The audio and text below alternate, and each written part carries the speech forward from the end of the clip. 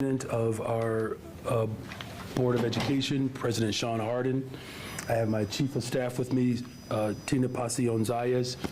Look, I'll keep this brief. I invited President Harden, President Davis Gates, and CEO Martinez, along with their representatives on their teams, for convening to better understand what the unresolved parts of this negotiations are. I also invited the chairs of the chair of the City Council Finance team. I invited Chairwoman Dow. She attended. I also had the privilege of having my team with me there as well. It is our duty to the people of Chicago to deliver solutions and resolve the outstanding issues that are in front of us.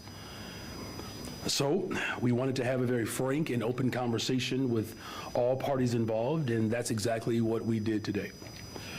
We got to hear from our CEO Martinez, as well as President Davis Gates, to dive into the conversation around some of the outstanding issues that include things like instruction prep time and other outstanding issues. This wasn't a negotiation session. This was just a conversation amongst people who are all working to ensure that we find a pathway forward and that we find that pathway forward together. The goal of this meeting was to open up the conversation to look for potential compromise or compromises to avert a work stoppage, to keep kids in the classrooms, keep parents at work, and of course to keep our educators in our schools. There's no reason for any of these outcomes when we are so close to landing a deal. And what I heard today was that it comes down to less than $10 million. It comes down to a handful of teachers. And it comes down to just having real direction around minutes that are best utilized to support our educators as well as the students that they serve. Now, we also know that there are significant fiscal issues that we do have, particularly the entanglements with the Chicago Public Schools and the City of Chicago that have existed for some time. And that's why I had my finance team present to be part of this conversation as we work towards solutions. So we had a very productive conversation today. I look forward to more, but I also am committed to delivering a public education system that the people of Chicago can be proud of. With that, I'll turn it over to our first team with just a few questions. Mayor, thank you so much. So both issues came up, both the borrowing plan and the contract. And do you think that are you closer on the borrowing plan for that vote tomorrow? Well, today the discussion was centered around how to land the contract deal. That was our primary focus. That's all it was. You know, look, there's no argument of the entanglements that have existed for a very long time, and ensuring that we are investing in our schools while also ensuring that we meet all of our responsibilities and obligations. Of course, that's still the ultimate goal. Today's focus was getting everybody in the room to work through what essentially turns out to be a handful of issues that I don't believe are overly complicated and ones that I expect to get done now. Mayor, two-part question. One, with the contract, you're saying it's close, Pedro Martino's saying it's close. How confident are you that you can land this and get this done and avoid the potential work stoppage? Look, first of all, let me just say that I've worked hard to avoid a work stoppage. That's why I put forth a vision that the people of Chicago could get around. And these negotiations are certainly placing us in a position to deliver the type of high-quality education that the people of Chicago voted for. You know, my confidence always still remains. The board president was in the room as well, generally an optimistic individual as well.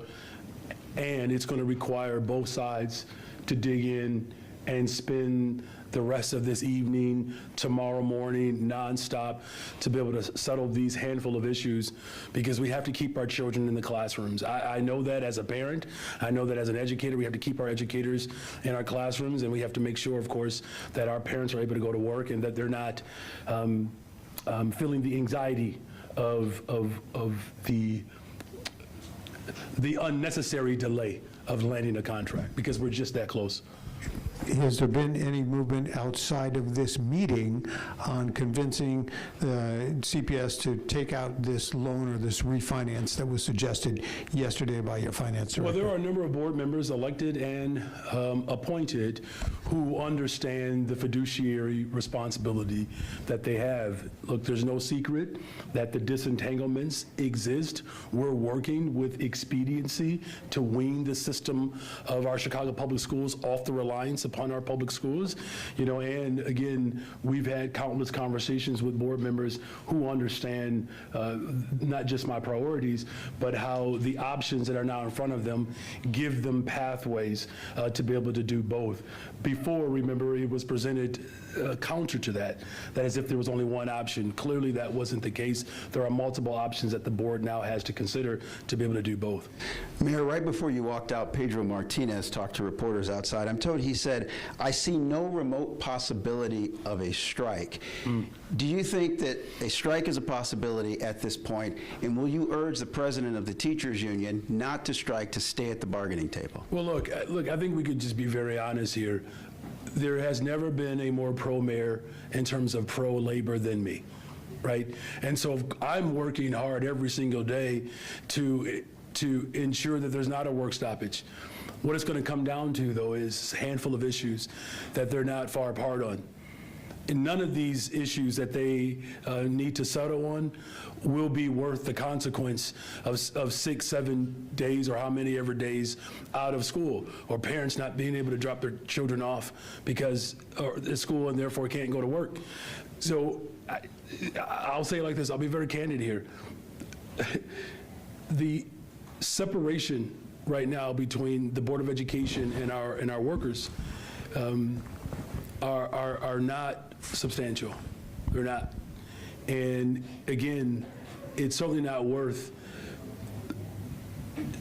students not being in our classrooms and teachers not being in our classrooms.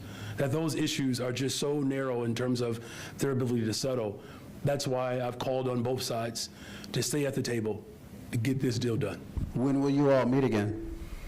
Oh, that's a good question. I'm willing to do, first of all, I've done my part, to bring people together, and I will continue to do that. There's commitment from city council members as well.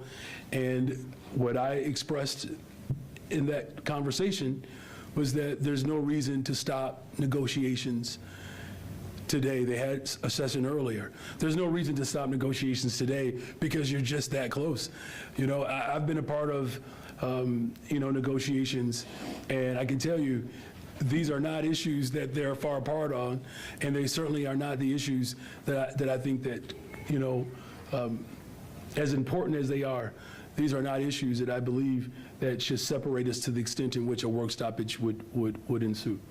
Why is it important to have a contract deal by tomorrow? Is there a way that the pension payment gets paid if there's a contract deal?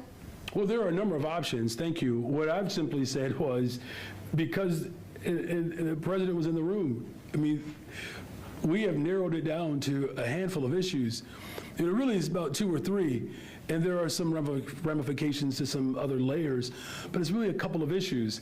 And so, to your question, there are options that we do have, and this is why I'm adamant about both sides remaining at the table to get this deal done, because they're just so close. Are they remaining at the table? Well, that's the expectation today. That's the expectation. I know that the workers were committed to doing it. Our team is available. We've asked the CEO to make his team available. That's the expectation. That's what the people of Chicago want both sides to do. Well, as we sit here, there is a vote scheduled for tomorrow afternoon. Does the distance need to be narrowed and the deal be done before that vote is taken?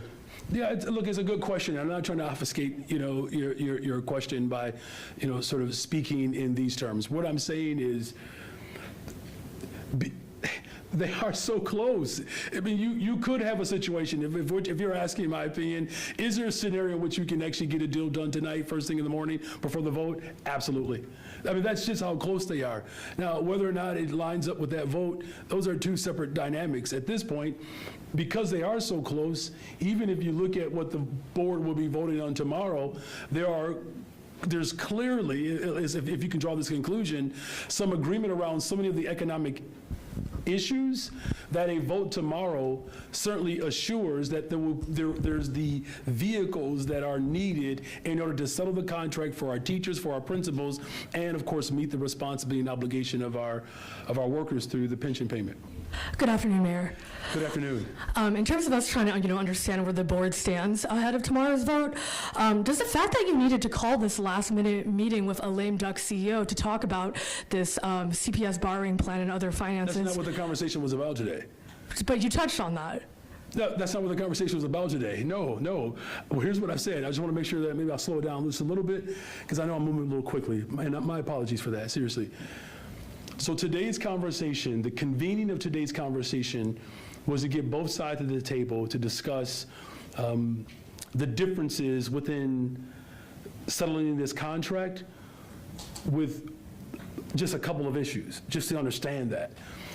Today I got that understanding, and as a part of our conversation, there are pathways to settle those differences. So we walked away with the objective that I put forward, to get both sides in the room, to have a conversation with these handful of issues, of which they're really non-economic. There are some economic implications over the life of what this contract could look like, but the issues are so minute that it was important for me to hear from both sides, to then have conversations around what are the pathways that exist, whether we like those pathways or not, what are those pathways that we can put on the table for them to be able to resolve those differences. This was not about the MAEBF payment. But my understanding is, a critical part of these pathways would be the budget amendment tomorrow. So to that end, did you feel like you managed to persuade the CEO at all about that? Again, and I appreciate you offering up what your understanding is. That was not the impetus behind the meeting. There was no discussion about the budget amendment, because again, after hearing from both sides, it's why I worked with some expediency to convene folks, because once I heard them, I'm rushed to get this done, because the economic impact is so minor that both sides agree whatever is voted on in an amendment, there are options that we do have that exist that provides us with a pathway to be able to secure this contract for teachers as well as principals. And thank you for offering up what your understanding was and giving me the opportunity to really clarify what the motivation behind the meeting was. Mayor, why actually separate those two conversations, right? Because if you do land a deal, or if it's landed tonight or tomorrow, there's still a disagreement over how to pay for both the labor contract and the pension piece, right? Why not have that be part of today's discussion? Because it's looming whether or not a deal is reached. Because, just give you an example, I mean, I don't mean to get into the weeds, but they're talking about evaluations, for teachers' evaluations. There's no economic impact on that particular area. The encouraging thing that came out of the conversation was there was a conversation about our veteran teachers that are overwhelmingly Black, and the district made it very clear that they are preparing to move more around how we can make sure that we secure the district with its veteran teachers that tend to be overwhelmingly Black. And again, the difference between what both have presented, I mean, we're talking about less than $10 million, right? It just wasn't a conversation around such a profound impact financially that really required us to have that conversation today. I'm hoping that President Harding can also weigh in here, but if a contract is not landed before tomorrow's meeting, should the Board of Education still move forward with the budget amendment vote, the pension payment vote? Look, I mean, we have to settle a contract regardless, right? The Board of Education has to do its part. As far as the tactics that will be used moving forward, the focus today is around getting both sides of the table to continue to negotiate, to settle a contract that started off with multiple proposals, and we've gotten it down to 3. There just wasn't enough distance between the two that satisfied me to say, look, it's going to take us a little bit longer. There just wasn't enough distance for me to say, all right, look, we're going to be patient. Maybe we should delay some votes. We got to, really think about how we can move forward. That's not what came out of this conversation today. In fact, there were multiple pathways to settle all 3 of the outstanding matters. It's not like there were problems that didn't have solutions. Like, I get that, right? If you're in a situation and there's no pathway to resolve it, then I can understand, some of the trepidation that has existed before. But in this instance, there are too many pathways for us to be able to settle this contract for it to linger beyond, quite frankly, tonight. I believe they should get it done tonight. Mayor, you said that you don't think a work stoppage is worth it. Is that your message to teachers? Don't strike. Well, my message, we've always wanted to work to avoid a work stoppage. I've been on strikes. Look, that's not something anybody ever wants to do. Of course, this is about making sure that our children stay in the classroom and the parents can go to work every day. Right? That's not breaking news. That's what we've always called for. And I called for that when I was an educator. Right? So my message to the Board of Education, my message to CPS leadership, my message to the people of Chicago, that these issues can be resolved and there are pathways to get there. And of course, I'm going to do everything in my power to avoid a work stoppage, even when teachers had to go on strikes. And they have over the course of many years in this city. I know that our educators have the best intentions for our young people. I know that. I know that as a parent, I know that as a fellow educator, and that there are educators that I can tell if you ask a teacher, they're going to say, no, we don't want to go on strike. Nobody wants that. And so I'm simply saying that what's worthwhile is staying at the table, negotiating through these pathways that everybody agreed at the table that those are pathways. Now, I have to be honest, I'm not saying that those pathways are smooth sailing. There's certainly not crystal stairs built along those pathways. However, they are pathways nonetheless. And that's the part that I was encouraged by, and that's why I expect both sides to remain at the table, get this deal done. If resolution doesn't come here on the remaining issues, which you've said are somewhat minimal or at least resolvable, if that doesn't come, do you think it would be appropriate for the CTU to vote to go on strike? Look, here's what's appropriate. Let me tell you what's appropriate. What's appropriate is that we get a contract that reflects the values of the city of Chicago. That's what we're talking about. We're talking about class sizes, which they're really close. In fact, I believe they've, for the most part, settled that. Class sizes, that's something that I ran on. We'll have that in this contract. Conversations about a broader curriculum, providing more arts and music and access to subject matters that are outside of the so-called core subjects, that the contract speaks to that. The contract speaks to making sure that our paraprofessionals in particular get raises. These are overwhelmingly women, particularly women of color. I'm saying is that there's a lot to be excited about in this contract, and so these few issues that are remaining allows us to codify our vision for public schools. We get to do that, and I was encouraged by the CEO and his recognition of these pathways. It's going to be tough, right? But nothing ever worth fighting for hasn't been tough. All right, thank you all. Appreciate it. Thank you. Yep.